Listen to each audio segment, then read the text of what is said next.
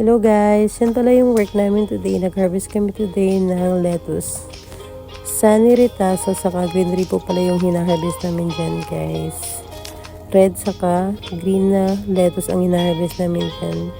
Marami pa yung order yung amo namin guys. Mas marami yung red, mga 400 na boxes. Tapos yung green naman, mga 160 boxes lang yata yan guys. At yan pala yung ginagawa ko guys. Pagkatapos namin mag-cut, ilalagay na namin siya sa karton. Bali yung laman ng isang karton guys, 15 pieces na mga lettuce. Kasi inabot na kami ng gabi dyan guys. Siguro mga 7 PM na yan. Di pa rin kami tapos sa pag-harvest namin. Pero yung oras na yun guys, nagpapak na lang kami kasi tapos na kami mag-cut.